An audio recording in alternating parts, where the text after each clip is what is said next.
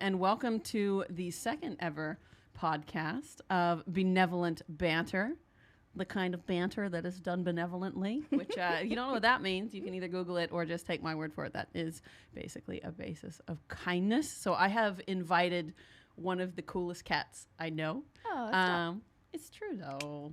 Caitlin Taylor. Hi. I'm going to allow Kate to introduce herself because I am always, it's like so cool to see how people introduce themselves. No pressure. Go. Okay, so my name is Caitlin Taylor. I am a style coach and a fashion blogger. And a mum. Yeah. It's a big part of who I am as well, I guess. So, yeah. Tell me about what is a style coach? Okay, so that's exactly why I said that, right? Because the look on your face was like, huh? Yeah. In layman's terms, I guess you could say I'm a personal stylist. Yeah. Right? But what I don't do is sit in your wardrobe every morning and tell you what to wear. Fantastic. I don't rock up to your house with a bunch of ball gowns and dress you for an event.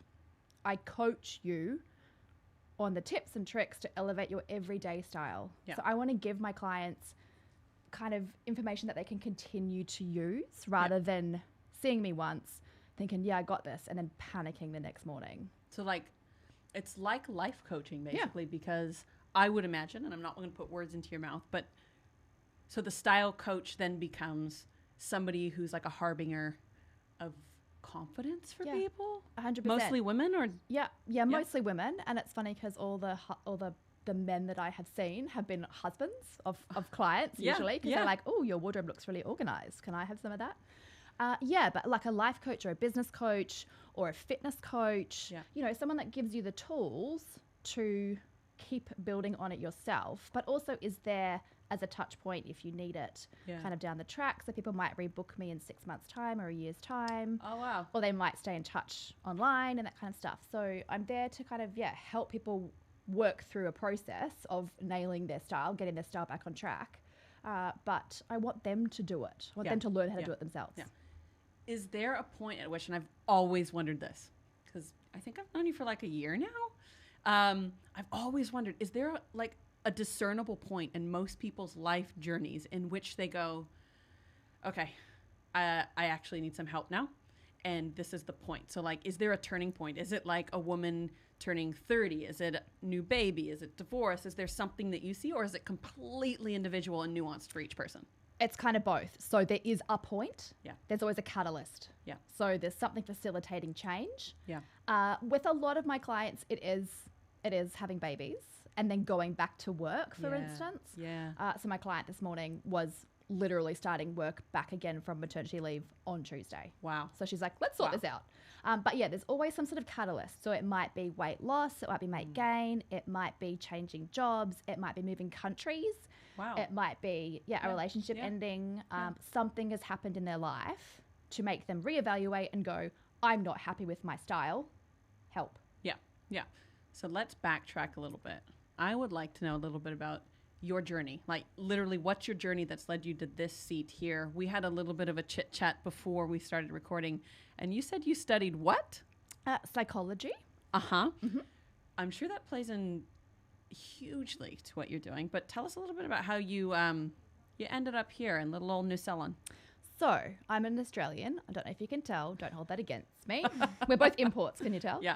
It's funny though, because people think that I sound Aussie here and then they think I sound Kiwi at home. So I can't win either way. Like I think I have this weird hybrid accent. But anyway. Roll with it. It's great. Yeah, it is what it is. Yeah. So always wanted to help people, right? So I grew up, my mum's a physiotherapist. She does hydrotherapy. So she treats patients in the water. Yeah. I'm a water baby. She's a water baby. I always wanted to do physio. Yeah. Turns out you have to get real good grades to do physio. Like the top grades. I'm smart. I'm just not applied. So I am using that quote. Yeah. So didn't get the grades I needed to get into physio.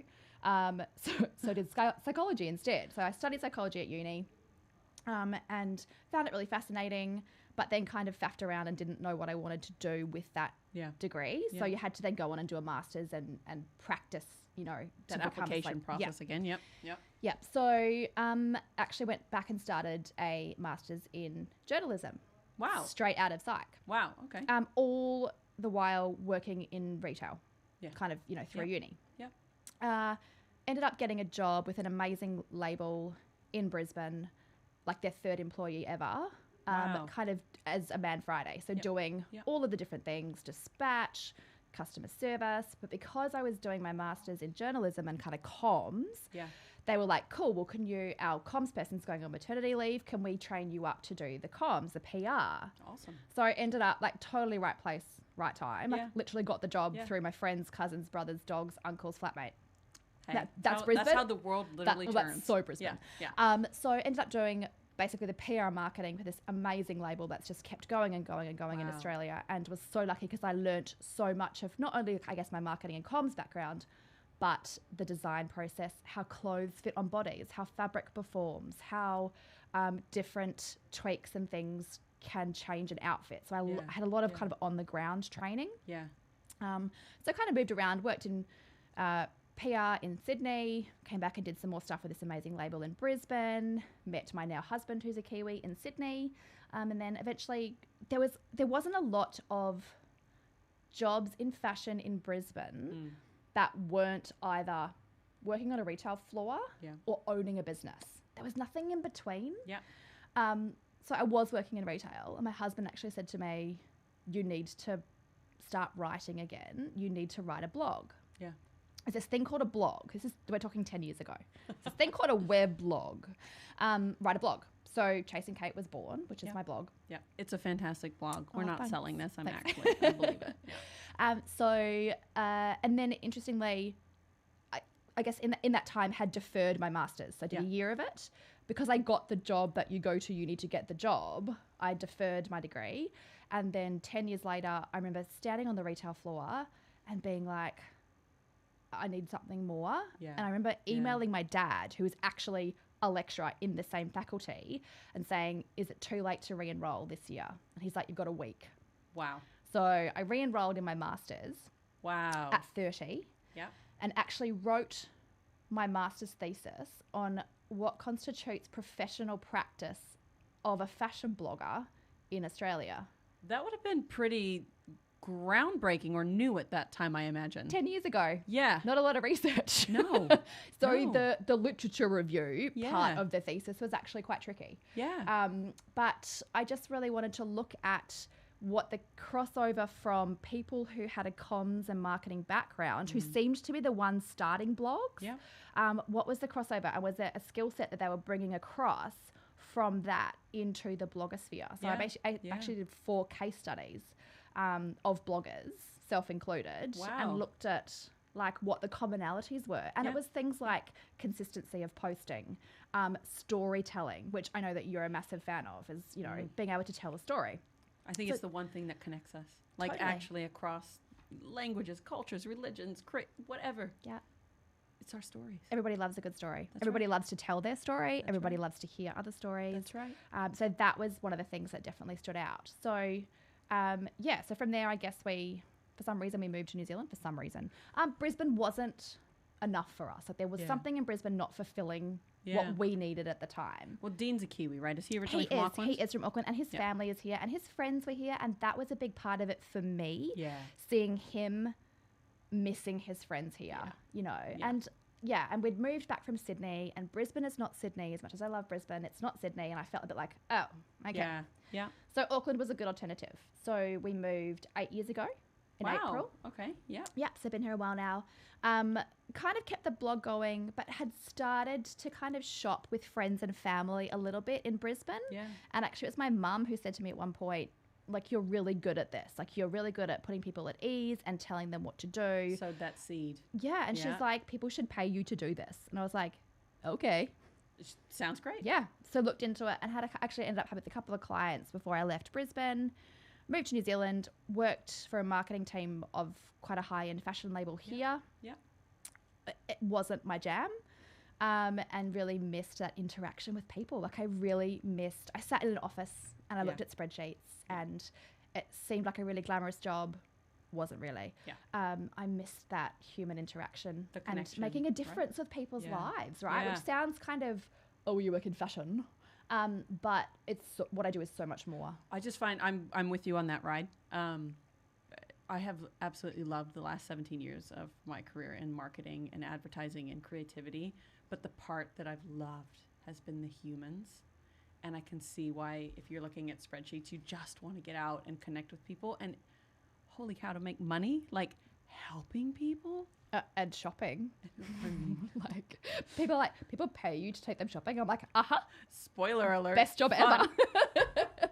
Yeah. So I was super lucky in that Dean, my husband, was super supportive of my decision to basically try and start that again here. Yeah. And I worked part-time in retail for about 3 or 4 years, getting that balance right. And it got to a point where I was working 7 days a week. So between retail and clients, something had to give. So then I think probably 5 years ago went full-time with Chasing Kate, the business. And never looked back. Nope. Never gonna look back. Nope. Tell me about, so I'm always curious about, because you and I met through you being an influencer, right? And we met on stage at a giant event, at a panel. And I could remember thinking, like, all of the panelists were amazing in their own right, and I've told Dean this, and it wasn't just blowing wind up his sails or whatever you want to say, but I was like, you really impressed me, because what you brought to the audience was some realness. The way that you speak isn't, you don't speak around in slang. If you care about something, you believe in it. So we've even worked since then together on things like as important as ethical sourcing and everything. So how do you take you, Kate, the person who, like, you care, you give a shit, you've got 2 small girls. How do you balance that, the good stuff, with the potential for social media? And because I'd say our generation is this beta test of put all of our shit out online so everybody can see it. And now we're all pulling back and going, oh my God, not good for our mental health. Not too much not sharing. Okay. Boundaries. How do you balance those things specifically as a mom of 2 young girls? So I think the biggest thing for me is I've always thought of social media as just another marketing tool for my business. Nice. So even though you might think that you see a lot of me online, you don't see a lot of my life. And I always think about every single post I'm making, how is somebody else going to learn from this or benefit from this or be inspired by this or laugh at this? And it's not about me, which sounds weird because it's literally photos of me all of the time. With my name. In the brand, on the video. But you very rarely see my girls. Like I do share them because they're cute and they're funny, and often I'll be doing an outfit video in the mirror and one of them will like, oh, hi, mummy, like walk into the shot. But that's like me. the news anchor whose wife had to pull legit, the kids back. Yeah, that's me. But I think that helps me separate. Because I don't feel the need to share my life because it is about my business primarily. Do you feel like you have to be online all the time? Yep. Yeah. That's hard. And it was funny having a conversation with a girlfriend yesterday who's also a young mum. Yeah. I ironically on my phone messaged her and I'm like, I think I'm actually addicted to Instagram. I need to get off. And she said, me too. It's parental boredom. I think it's just human boredom. Yeah. A few years ago, I took all of the social media off of my phone, which is not something you actually want to like actively share when that's the industry in which you work. But I can remember it was when the iPhone updated and gave you how much time in your screen time, and then broke down you've been on Instagram for 17 hours and you're like 17 hours in a week. I don't remember being on there for 10 minutes. And I can remember once logging on, going off, going back on, going off. And then Instagram gave me, you've already seen this post. And I was like, I don't even remember. Mm-hmm. That's when they all came off. Yep. They went back on. Just right becomes after a that. blur. It is. It's the feeding the feed. And what's the next step? So what I mean by that is when I read your content, so you might be online all the time, you might feel you need to go off, but your content feels impactful. Yeah. Because like you said, it might be your face, it might be your outfits and some ideas, but it feels like you're speaking to me. Yeah, and with intent. And I think that's it. So if I don't have something to say, I don't. How hard is that? It's not actually because I don't have anything to say.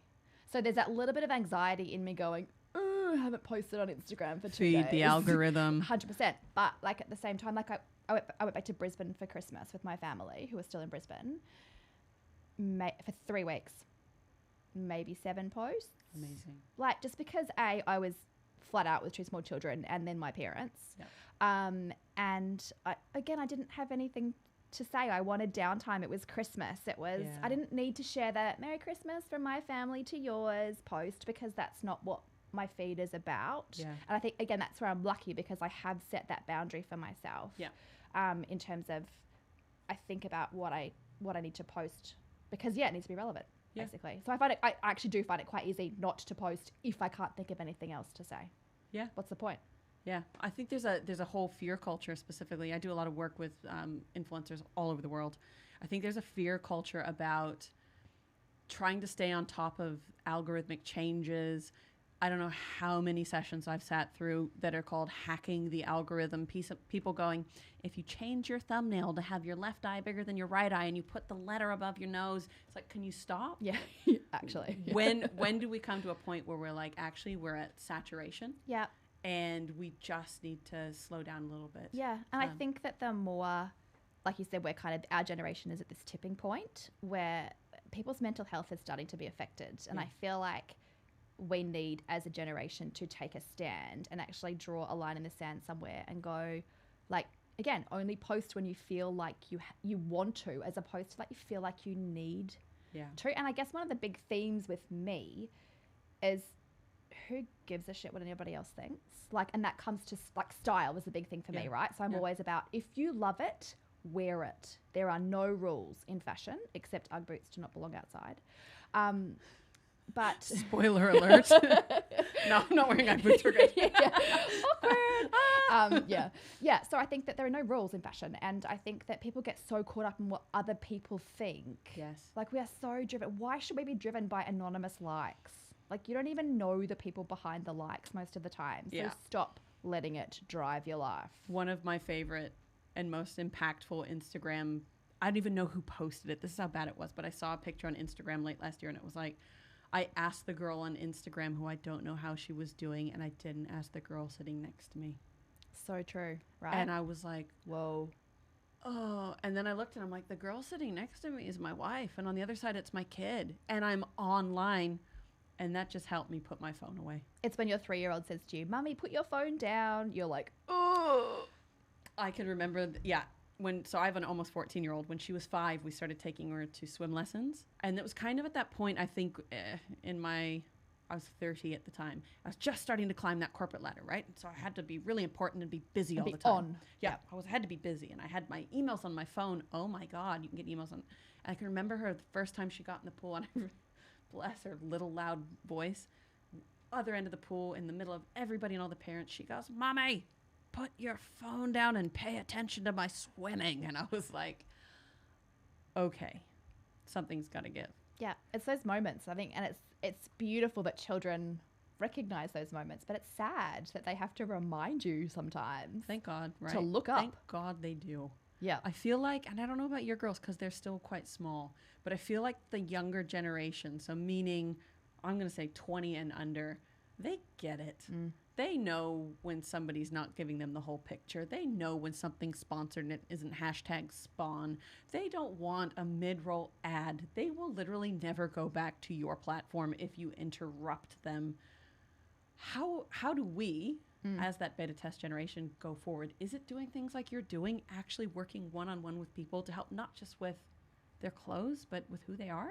Yeah, I think it's teaching people to not base your self-worth on what's happening online. Yeah. And it's all the cliches. It's like, oh, Instagram's a highlight reel and you can edit photos and blah, blah, blah. And we hear it, but we need to recognize it and actually go back to, and it's, again, a cliche, be present, those kinds of things. Yeah. And influencers, if they have a message, exactly, can they take it offline? That's right.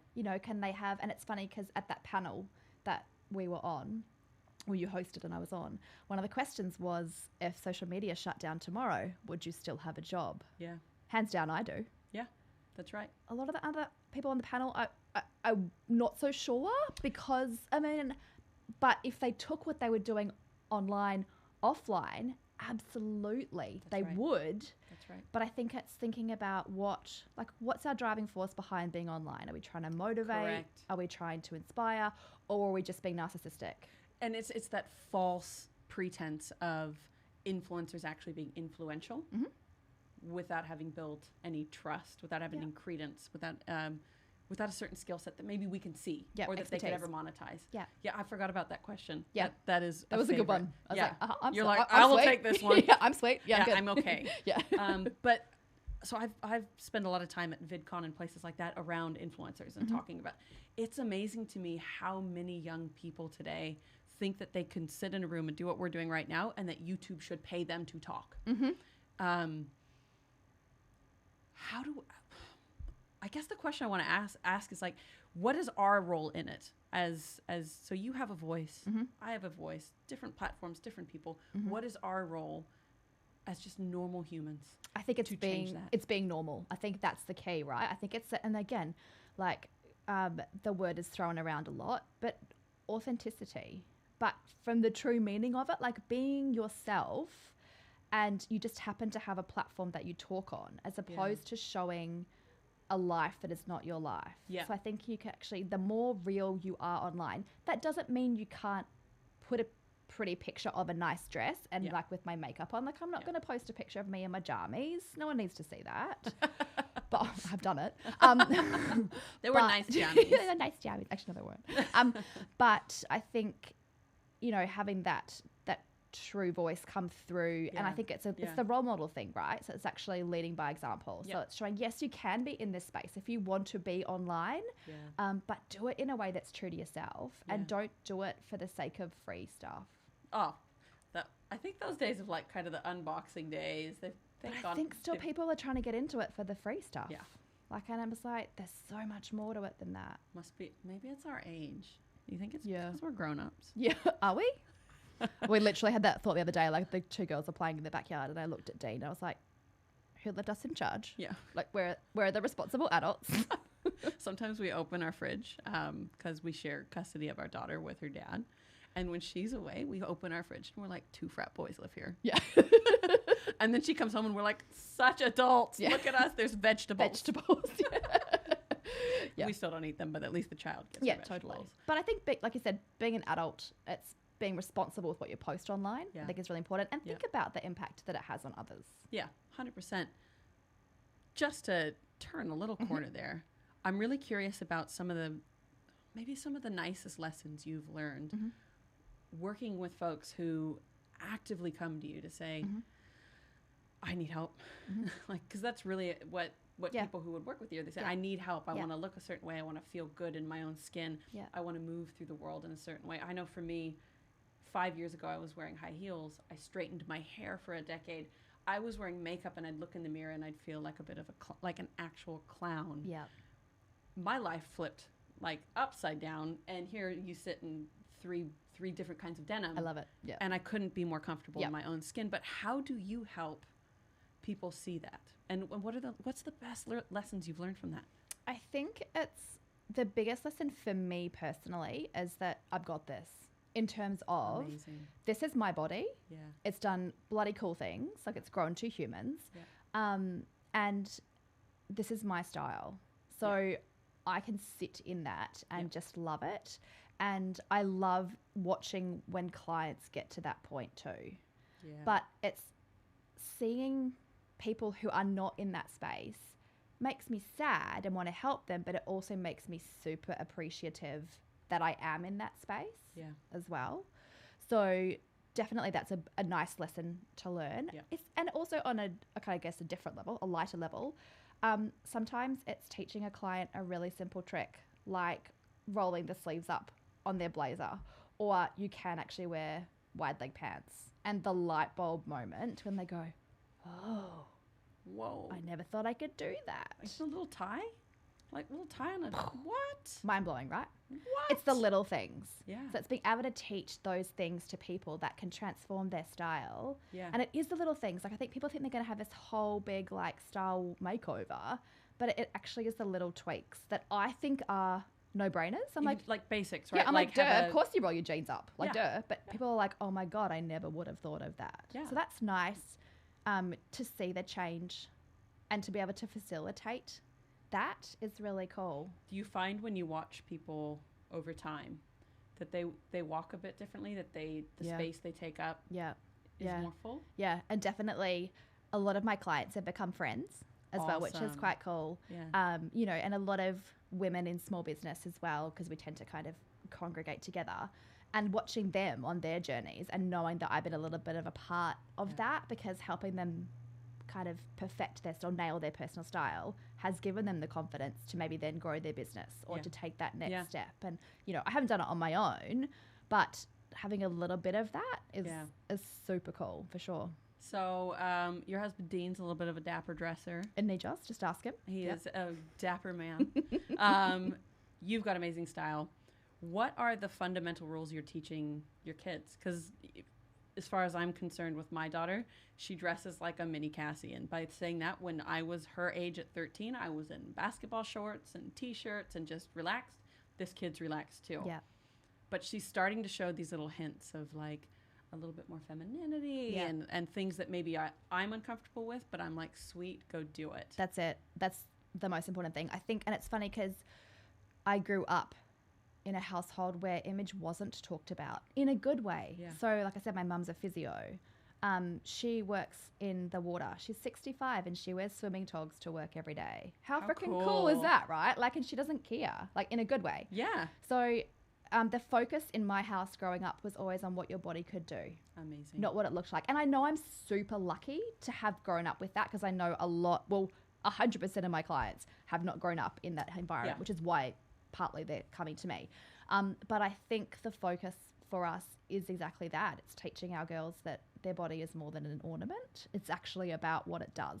And is that an interesting, how do you teach that? So if that's a fascinating insight. I wouldn't have thought of it in that terms, that potentially people who haven't grown up in households where your body, specifically as a woman, is an instrument of fitness, and you can jump and you can run, and you can climb and you can swim. Yeah. How do you teach adults that? Yeah, it's actually a lot harder to teach adults that. And I think it's just with kindness, which I think for you is, you know, the big thing, but it's about teaching them to be kind to themselves. Yeah. It's also about me using kind words, and that's where Chasing Kate full stop is a positive experience. Yeah. So I'm very anti what not to wear, who wore it better, blah blah blah. Like, why do we have to pit people against each other? Why do we have to tell people what not to do? Let's help them work out how to do it. If you want to wear that, I will work out how to do it. So I think that it's about teaching adults to be kinder to themselves. Yeah. It's also about teaching adults that not to worry so much about what anybody else thinks about you. Your body is nobody else's business. Nobody else has a right to even comment on it. Like, it's your body. How liberating is it to see a woman just walk into a room and go, this is me, and owning her space? I've got a friend, Belinda Nash. Yes. You know Belinda? I know Belinda. Oh, yep. So she's got her pink hair, and she's got beautiful clothes, and she just radiates light. Owns it, right? And I am like, I want to grow up and be Belinda. So that's funny, because I think that about you. Oh, like every time I see her, I'm like, she just got it. Like, you just you're safe in your space. You're owning your own space. Yeah, you know. And I think a lot of that maybe comes from unpacking times when you didn't feel safe. Yeah. Do you find that? Yeah. And I think, like I said, I've been quite lucky in that element, in that I've had quite a sheltered life and quite a positive life, but definitely with clients, it's the little voices on their shoulder of their mum or their grandma or an auntie or a dad who lovingly calls them chubs as a kid, you know, and that thunder kind of thing. thighs. Yeah, and I'm still so hard on myself about my thighs. Meanwhile, she has great thighs. But it's not, and it's not from a place of malice or meanness. It's from a place of love most of the time. Like, people think they're helping, but it's not. Yeah. Nobody else has the right to comment on your body ever. Even if we extract that out or extrapolate it out, it's a cultural thing, right? It is a global cultural piece, and we could dive into patriarchy, and we can talk about those. It's a whole other podcast. That is like a year's worth of podcasts. How do you approach that? Because I imagine a lot of your clients as well are dealing with, especially if they're small business owners or if they're women that are going back to work. I find a lot of the time, specifically, and it's because I work mostly in big corporates. Mm-hmm. If I show up in triple denim, a baseball cap, and Doc Marten boots, and everybody else are in suits, and some of the times I look at the women and I'm like, wow, you look amazing. You're streamlined, you're put together, and I just feel like I'm just small. But I find when I walk into a room like this, there's absolute judgment. Yeah. But the second you walk into the room knowing you're judged and don't judge yourself, that's where the magic happens. You don't care, because again, what anybody else thinks about you, it's none of your business. Yeah. Like, you actually can't change it. Yeah. So don't worry about it. Yeah. Absolutely. And I think when it comes to, like, what can we do as a society, I think it's things like, from a fashion point of view, from a style point of view, supporting brands that support it. So supporting brands that support body diversity, that are using different shapes and sizes in their advertising. And what's one of your favorites? Oh, that's a good one. There's actually a lot in Australia that are using a lot of different, like, everyday women. I hate that term because actual humans with bodies, but a model's an actual human too. This is the thing. Yeah, that's right. That's right. Yeah, so I think that there's an amazing online store called Bird's Nest, which is great, which use a whole bunch of, so they're kind of a multi-brand store that use like heaps of different body shapes up to like a 16, 20. They provide sizing from a 6 to a 24, that kind of stuff. Yeah. There's little ones in Australia. There's one called Styling You, The Label, which is actually a blogger started it. Oh, wow. And she's like a 50-year-old woman in fashion who's amazing. And she always uses an 8 to a 16 in all her shoots, different shapes, different heights, that kind of stuff. Yeah.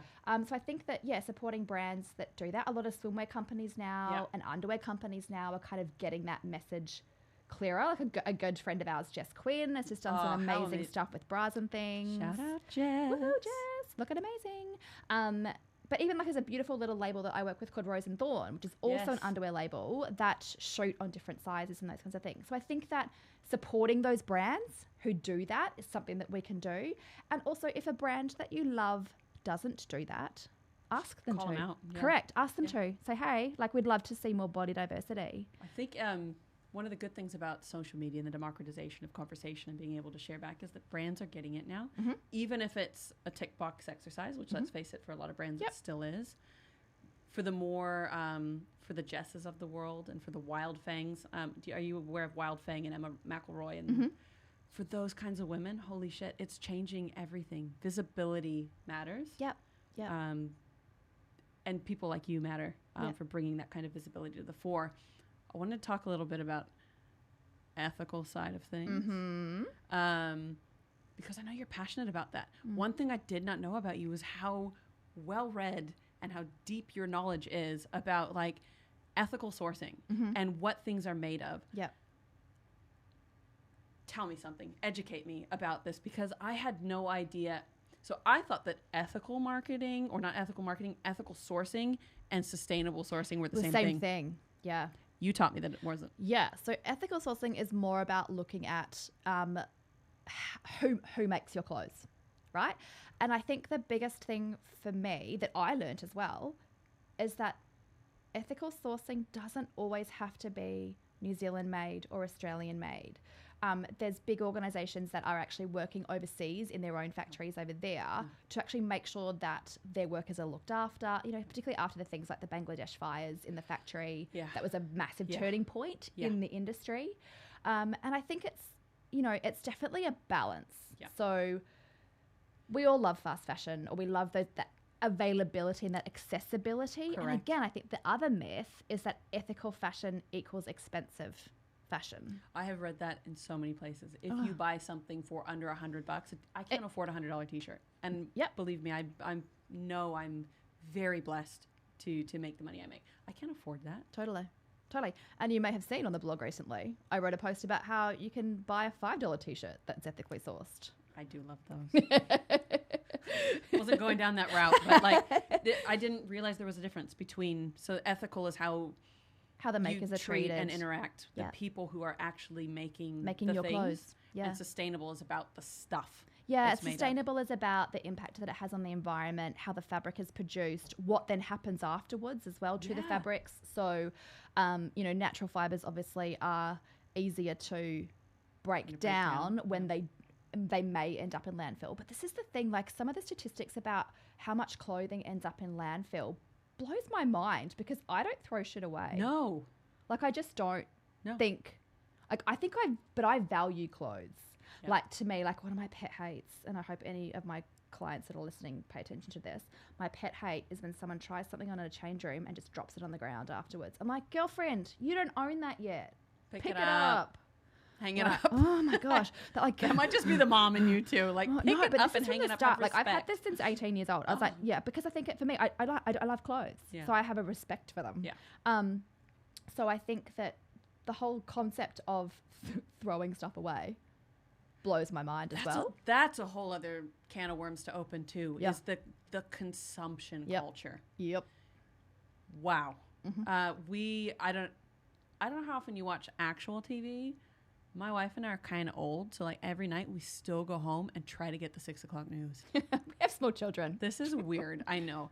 But if you watch the advertisements that are on, everything is buy, sale. And I look at my closet, I don't actually have to buy any new clothes for the next 3 years. Easy. Yep. And that's when they actually get a hole, and I could probably darn that or take it in and put a patch on. Like, I'm fine. But also I find online, like it's so much of the stuff that I'm fed up, and I follow brands and Instagram. I would make a lot of my purchases now based off Instagram. Yeah. Like I'll see somebody else in it and go, I love that, must have it. And I think that I find that balance hard, because obviously part of my job as a content creator and as a personal stylist is to get people to buy stuff. That's right.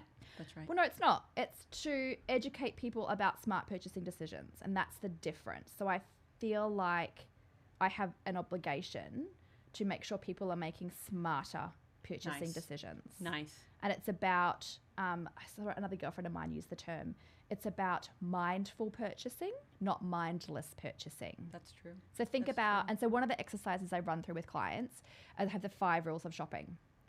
Does it blow your hair back? So do you put it on and go, holy bejeebers, this has to come home with me? Yeah. Can you wear it with 3 other things? Ooh. So that versatility is a big thing for me. I like that. So you have to be able to mix and match it into your wardrobe and get versatility, get use out of it. Because how many times have you bought something and gone, oh, this is really pretty, I love it, and then actually get it home and you're like, how do I wear it? Yeah. So that's really important.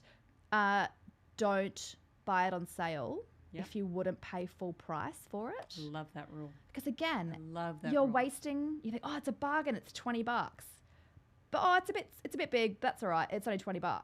Actually, you're just wasting $20. Yeah, you're gonna give it away. Correct. You're adding something to your wardrobe that leave it for the person who it is going to blow their hair back, even if it is on sale. Yeah. So like, they're the 3 fundamental ones. But I think that for me is about making mindful purchases. Yeah. And so I apply those rules to myself, but I'm really strict with my clients on those rules as well, because I don't want them to come home with a whole bunch of crap. Well, I always find it interesting for somebody. I feel like I'm not yet woke, but I'm waking. I'm nowhere near woke, mate. I'm still asleep. Like, maybe slightly waking up, from a doze of many, many years. And I don't think I buy that much, but I'll be damned if every single year, twice a year, I can fill up a whole lot of bags of clothes to donate. Like, where did all of those extra clothes come from? You'd think after 2 rounds of that I'd have nothing. Yeah. But obviously that non-mindful. Yeah, that cycle, Yeah, right? it's still happening. Totally. And the other thing I'm actually trying to do more of is op shopping. Nice. So for myself, but also for my clients. So Yeah. offering op shopping Yeah. services and tours and stuff to teach people how to op shop. You can find some absolute gold. Oh, and also it's not what everybody else is wearing. That's right. Because I do struggle, even just coming from Australia, with the lack of variety sometimes in New Zealand. Everyone looks the same because there's 7 shops to shop in. It's literally why I wear denim all day, every day. It's easy. It's my Steve Jobs outfit. It's just going to continue this way. I think people would start to be worried if I wore the same outfit every day. They're like, do you actually... Is that your job? Yeah, what are you doing? Yeah. But yeah, I think it's making... You don't have to... If you have $20 to spend, you could go and buy something cheap and nasty, or you could go and invest it in something that's secondhand or ethically sourced, but like it's about doing your homework a little bit as well, and not making assumptions. So again, that was the big assumption for me, was ethically sourced doesn't have to be expensive. That's right. Well, that's the only thing I've ever read. Yeah. So my predispositions and the things that I thought I knew have been breaking recently, which is quite cool. We've got to wrap up now, my friend. I feel like we could talk. We could, like, literally for days. All day or day. Parting shot. We talked a lot about, like, mindfulness. Mm-hmm. You talked about your 3 favorite rules for shopping. Mm-hmm. Tell us something. I know what I want you to tell me. I'm worried now. I want to know who your favorite person that you follow on social media is. Who is the person... So I know when I follow people on social media, and a great rule that I've started to undertake very, very intentionally is that even if I'm following people who everybody's like, this is the most positive person on the planet, but they make me feel like shit because either I feel guilty or there's an imposter syndrome going on, I unfollow them. Who's the one person that you follow that just lifts you and raises you? Okay, 2 answers. The lighthearted answer is Ryan Reynolds, because he's bloody funny. And I don't follow celebrities. Like, I don't... Same. Like, but he's he's bloody funny. And also, like... And it was funny because one of the questions the pre-questions you'd asked me about was like, who would you have a cocktail with, dead or alive? And my answer was fully like, double date with me and Dean and Ryan Reynolds and Blake Lively, because I love them, like couple goals.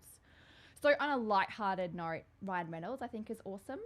On a deeper, more motivating level, it's people like Loving Ellie's Belly, Jess Quinn, those people that just show up every day and share their lives, but in a really positive way. And again, it's like making you realize, actually, my life is pretty good as well. Like, I've got it good. Like, and it's funny, I always talk about when I'm dealing with clients, like, you should love the body you're in. You have 2 legs that work. You have 2 arms that work. And I'm like, my girlfriend Jess has only got 1 leg.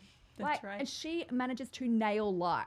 If she can nail jet life, set, LA, Auckland, all of those things. If she can nail life, you can nail life. That's you know. right. So I think that those kinds of people definitely are amazing. But I also just love following friends and family, because it's not being from New Zealand. It's my way of keeping in touch. So that social media is that for me as well, I guess. Yeah. And like you said before, I don't follow the people because everybody else follows the people. Yeah. Like, friends will say to me, oh, did you see what blah, blah, blah did? I'm like, nope.